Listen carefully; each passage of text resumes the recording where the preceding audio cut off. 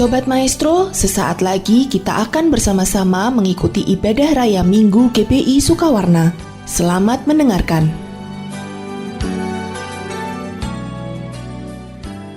Shalom saudara, puji Tuhan. Tuhan Yesus dahsyat. Dia menyertai kita sampai di penghujung tahun 2022 bulan Desember ini. Banyak menyatakan bahwa tahun 2023 adalah tahun yang gelap. Tahun di mana goncangan akan makin dahsyat, resesi ekonomi melanda bangsa-bangsa. Banyak orang berpikir, oh seandainya saya punya kekayaan yang melimpah, maka semuanya pasti aman. Tapi baru-baru dunia dikejutkan oleh berita yang berjudul nasib bos kripto yang jatuh miskin. Harta 247 triliun mendadak jadi nol. Menurut Bloomberg dikatakan peristiwa ini adalah salah satu kehancuran kekayaan terbesar dalam sejarah dunia. Tidak ada pengharapan, tidak ada jaminan keamanan, damai sejahtera kecuali hanya di dalam Tuhan Yesus Kristus. Sebab itu jangan salah berpikir seperti tadi yang saya sebutkan. Orang berpikir, oh kalau saya kaya, seandainya saya punya ini, itu, semuanya cukup, melimpah, pasti beres. Alkitab berkata, Amsal 11 ayat 28, siapa mempercayakan diri kepada kekayaannya akan jatuh, tetapi orang benar akan tumbuh seperti daun muda. Mari, apa yang dikatakan oleh Alkitab tentang orang-orang yang menang menghadapi persoalan kehidupan tantangan sehari-hari. Yesaya 54 ayat 13 sampai 17. Dikatakan di sana, semua anakmu akan menjadi murid Tuhan dan besarlah kesejahteraan mereka. Engkau akan ditegakkan di atas kebenaran. Engkau akan jauh dari pemerasan sebab engkau tidak usah lagi takut. Dan engkau akan jauh dari kekejutan sebab ia tidak akan mendekat kepadamu. Apabila orang menyerbu itu bukanlah daripadaku. Siapapun yang menyerbu engkau, ia akan rebah melawan engkau. Sesungguhnya akulah yang menciptakan tukang besi yang mengembus api dan menghasilkan senjata menurut kecakapannya. Tetapi akulah juga yang menciptakan pemusnah untuk merusakkannya. Setiap senjata yang ditempa terhadap engkau tidak akan berhasil. Dan setiap orang yang melontarkan tuduhan melawan engkau dalam pengadilan akan engkau buktikan salah. Inilah yang menjadi bagian hamba-hamba Tuhan dan kebenaran yang mereka terima daripadaku. Demikianlah firman Tuhan. Wow, luar biasa. Ayat-ayat ini saya sebut ayat-ayat pemenang. Dan apa yang Alkitab katakan tentang seorang pemenang dalam kehidupan ini, mereka adalah murid Tuhan. Murid Tuhan dikatakan ditegakkan di atas kebenaran, artinya hidup benar. Nah, mari kita lihat berapa hal lagi. Mengapa murid Kristus disebut pemenang? Saya berdoa supaya saudara yang mendengarkan firman Tuhan ini, engkau ditemukan sebagai pemenang-pemenang, bahkan Alkitab katakan lebih dari pemenang. Amin. Nah, mengapa murid Kristus disebut pemenang? Yang pertama karena mereka hidup dipimpin Roh Kudus.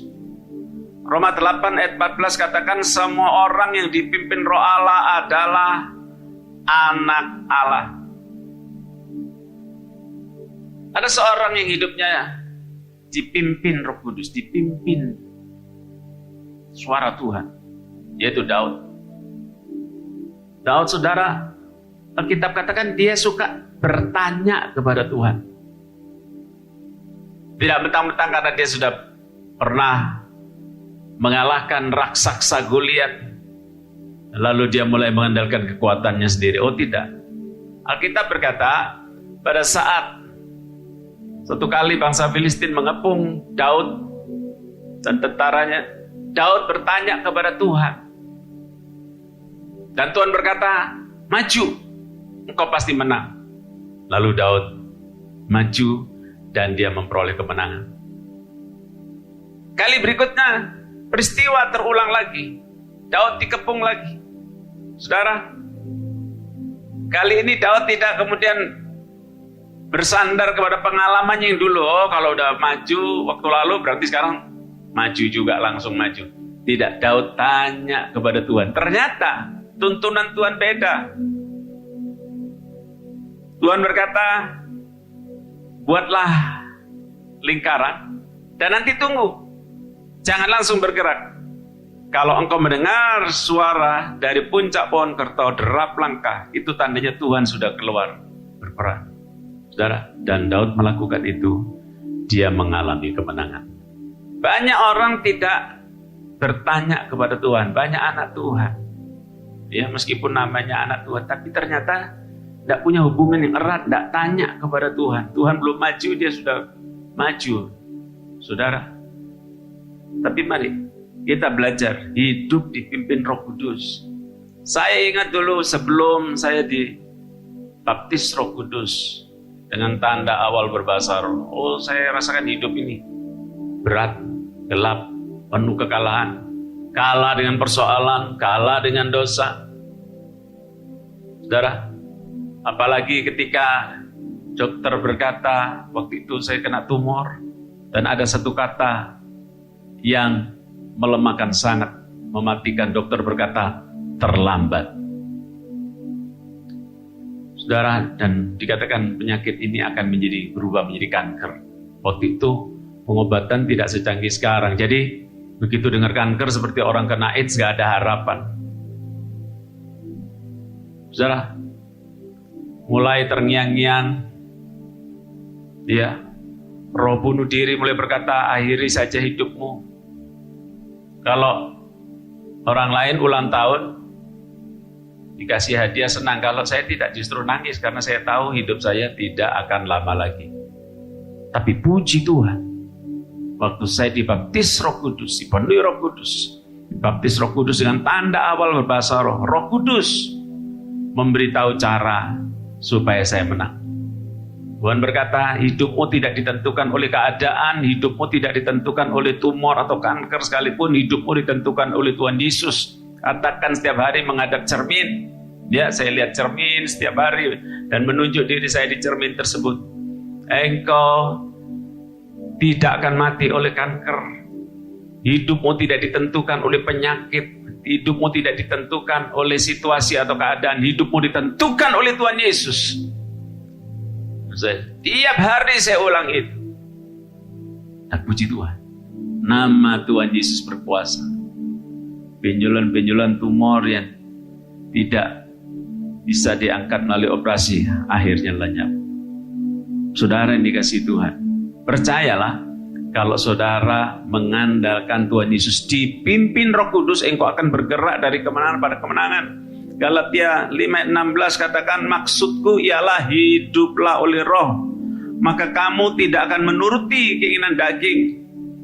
Amplified Bible katakan walk habitually in the Holy Spirit. Atau terjemahan lengkapnya begini, tetapi aku berkata, berjalanlah secara rutin di dalam Roh Kudus. Carilah dia dan tanggap terhadap tuntunannya, maka Anda pasti tidak akan melakukan keinginan tabiat dosa yang bertindak secara impulsif atau negatif yang tidak terkendali tanpa mempedulikan Allah dan ajarannya. Saudara yang dikasihi Tuhan, hidup dipimpin Roh Kudus menyelamatkan kita dari keinginan-keinginan daging yang membawa kehancuran. Amsal 28 ayat 26 katakan, siapa yang percaya kepada hatinya sendiri adalah orang bebal, tapi siapa berlaku dengan bijak akan selamat. Banyak orang keliru, saudara, ya, memperkuat percaya diri, yes I can, tapi mereka lupa bahwa sebetulnya yes I can because of Jesus. Roma 8 ayat 13 memberi nasihat, sebab jika kamu hidup menurut daging, kamu akan mati. Tetapi jika oleh roh kamu mematikan perbuatan-perbuatan tubuhmu, kamu akan hidup. Haleluya. Nah, yang kedua, kenapa murid Kristus disebut pemenang? Markus 16 ayat 17-18 menuliskan, Tanda-tanda ini akan menyertai orang-orang yang percaya. Apakah saudara adalah orang yang percaya kepada Tuhan Yesus? Kalau saudara sudah percaya pada Tuhan Yesus, menerima Yesus sebagai Tuhan dan Juru Selamat, tanda-tanda ini akan menyertai saudara. Mereka akan mengusir setan-setan demi namaku. Mereka akan berbicara dalam bahasa-bahasa yang baru bagi mereka. Mereka akan memegang ular, dan sekalipun mereka minum racun maut, mereka tidak akan mendapat celaka. Mereka akan meletakkan tangannya atas orang sakit dan orang itu akan sembuh. Jadi murid adalah seorang pemenang karena dia menggunakan kuasa dan perlengkapan senjata Allah. Luar biasa, mengusir setan-setan, hidup yang punya otoritas. Saudara, Tuhan Yesus berkata, musuh datang untuk mencuri, membunuh, membinasakan. Tetapi aku datang supaya mereka beroleh hidup dan hidup yang berkelimpahan. Saudara punya otoritas mengusir setan yang berusaha mencuri damai sejahtera, mencuri kesehatan, mencuri kelimpahan, segala hal yang baik dari hidup saudara. Saudara hidup di dalam kelimpahan yang Tuhan janjikan dan sediakan. 2 Korintus 10 ayat 4 dan 5 katakan, karena senjata kami dalam perjuangan bukanlah senjata duniawi, melainkan senjata yang diperlengkapi dengan kuasa Allah yang sanggup untuk meruntuhkan benteng-benteng. Kami mematahkan setiap siasat orang dan merubuhkan setiap kubu yang dibangun oleh keangkuhan manusia untuk menentang pengenalan akan Allah. Kami menawan segala pikiran dan menaklukkannya kepada Kristus. Saudara, kadang-kadang bukan musuh yang di luar, yang di dalam yang kita mesti hati-hati. Pikiran kita harus kita taklukkan, ditawan. Taklukkan kepada Kristus, kenakan pikiran Kristus. Sekali lagi, gunakan kuasa dan perlengkapan senjata yang Tuhan berikan. Satu kali Yosafat dan rakyatnya mengalami serangan luar biasa dari Bani Ammon, Moab, dan orang-orang pegunungan Seir. Musuhnya tidak terhitung banyaknya. Alkitab berkata Yosua takut dan dia memutuskan untuk mencari Tuhan. Ini keputusan yang benar. Kalau saudara mengalami persoalan, jangan lari ke yang lain. Jangan panik, jangan mengandalkan kekuatan diri, tapi cari Tuhan di dalam doa, saudara. Dan apa yang terjadi? Tuhan menuntun mereka. Tuhan kasih strategi bahwa kali ini pasukan yang ditaruh depan bukan pasukan bersenjata, tapi para pemuji, penyembah, para imam musik. Wah, kelihatannya tidak masuk akal. Saya bayangkan ya, musuh maju dengan senjata lengkap, dengan pedang, tombak, mungkin panah. Mereka melihat, loh, ini orang Israel mungkin sudah stres, ya, sudah nggak tahu mau ngatur, udah kebingungan, sampai pasukan tanpa senjata, pasukan pemuji penyembah, orang nyanyi-nyanyi di depan pasukan bersenjata. Tapi ternyata pada waktu mereka memuji menyembah Tuhan, Alkitab berkata Tuhan hadir bertata di atas pujian umatnya. Pada saat itu Tuhan melakukan penghadangan, musuhnya dikacaukan, mereka dikalahkan. Dan orang Israel belum sempat melakukan peperangan sesungguhnya, karena mereka datang, musuhnya sudah dalam keadaan dikalahkan, dewasa. Mereka datang hanya untuk penjara. Bapak Ibu Saudara yang dikasihi Tuhan, sekali lagi, kuasa Allah itu begitu dahsyat. Tuhan sangat bisa diandalkan. Ayat yang lain katakan, sebagai penolong dalam kesesakan sangat terbukti. Saya nggak tahu persoalan apa yang terjadi dalam hidup saudara hari ini, tapi percayalah Tuhan mau dan mampu untuk menolong saudara. Jangan khawatir, jangan dengarkan perkataan negatif dari musuh yang berkata, oh tidak ada harapan lagi, oh engkau tidak mungkin bisa beroleh jalan keluar, tidak ada pertolongan. Tapi dengar baik-baik, di dalam Tuhan Yesus selalu ada jalan keluar. Alkitab katakan itu, Tuhan akan berikan jalan keluar, way out, sehingga kita cakap menanggungnya, bahkan dikatakan beroleh kemenangan. Saya ingat dalam pelayanan kelepasan, ya, ada orang yang Semalam-malaman saudara, setan yang menguasai dia diusir, keluar masuk lagi. Wah saudara, yang melayani sampai capek bergantian, saudara, ngusir setan semalam-malaman. Pagi dibawa ke kantor pelayanan kami, saya berdoa, lalu Tuhan tuntun untuk saya melayani orang ini. Ya, orangnya harus dipegangi, saudara. Ya, karena kalau dia ngamuk, wah, tidak ada yang bisa nahan, saudara. Akhirnya begitu ketemu, ini rohnya jahat sekali, menghina Tuhan Yesus lah macam-macam. Lalu saya diberi hikmat oleh Tuhan untuk menaikkan pujian, nyanyian baru. Lalu saya bilang, iblis, tutup mulutmu. Aku akan memuji Tuhan. Nah, pada saat engkau mendengar pujian, menyembah dinaikkan untuk Tuhan Yesus, engkau akan tersiksa sampai engkau keluar sama sekali. Saudara, begitu gitar saya bunyikan, dring, wah, orangnya tutup telinga, saudara. Ya, setannya ketakutan. Saya mulai memuji dengan kata-kata yang Tuhan taruh, nyanyian baru yang Tuhan taruh. Dia tidak ada judulnya karena nyanyian baru dari Roh Kudus. Muji, nyembah Tuhan, setannya teriak-teriak, akhirnya keluar. Saat itu juga orang itu dibebaskan, dan akhirnya dia betul-betul dipulihkan. Sampai hari ini Tuhan Yesus dahsyat. Ada satu senjata yang perlu kita gunakan, yaitu puasa. Kita berpuasa untuk Indonesia. Apakah saudara mau? Puasanya gampang. Dari makan malam terakhir sampai jam 12 siang besoknya minimal. Kalau ada yang mau terus silakan. Mari, Tuhan berkata, jenis ini tidak bisa diusir kecuali dengan doa dan puasa. Ada waktunya doa saja cukup, ada waktunya harus ditambah puasa. Mungkin saudara juga punya persoalan yang rasanya udah mentok, sudah berdoa, coba tambah puasa. Engkau akan lihat mujizat masih ada di dalam Tuhan Yesus. Terakhir, ya, murid adalah pemenang karena mereka hidup dalam jaminan Tuhan. Matius 16 ayat 18, Tuhan Yesus berkata, dan aku berkata kepadamu, engkau adalah Petrus, dan di atas batu karang ini aku akan mendirikan jemaatku, dan alam maut tidak akan menguasainya. Wow, luar biasa. Maut itu musuh terakhir. Ya, gak ada orang yang bisa melawan maut. Kematian kekal.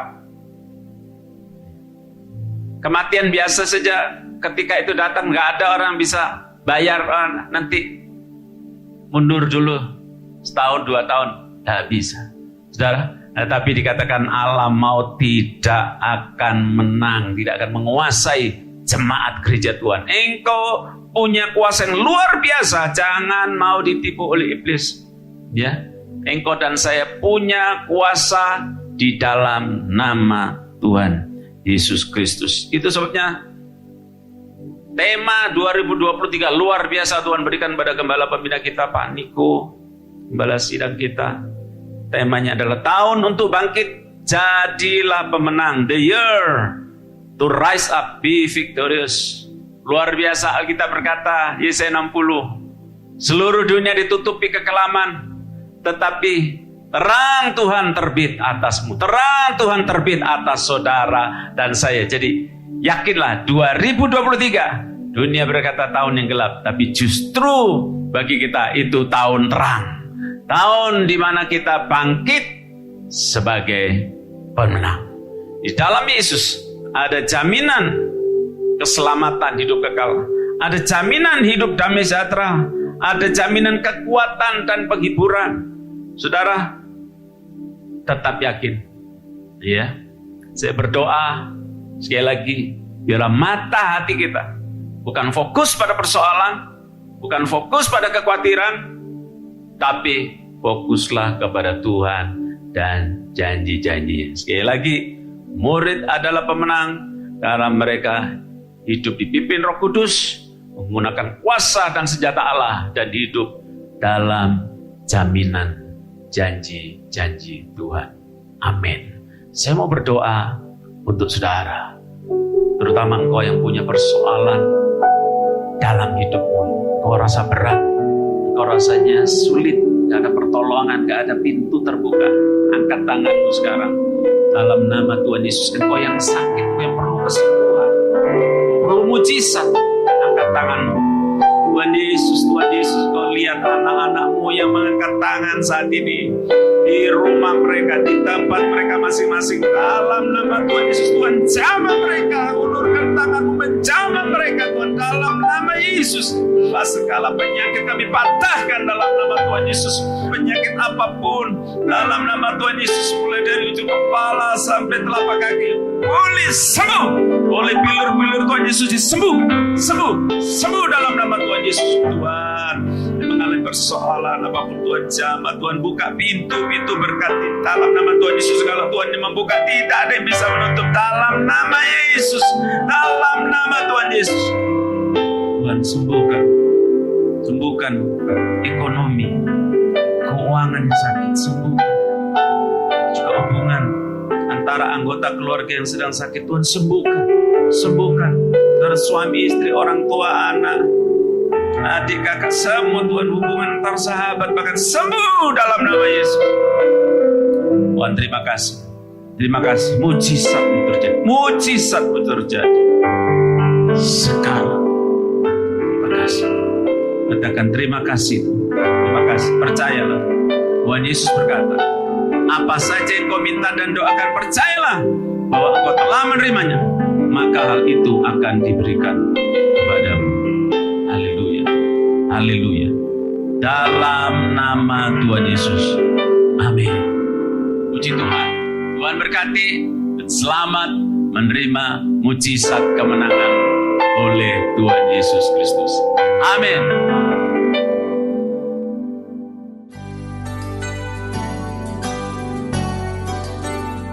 Sobat Maestro, Anda baru saja mengikuti ibadah raya Minggu GBI Sukawarna. Terima kasih atas kebersamaan Anda. Selamat hari Minggu dan Tuhan Yesus memberkati.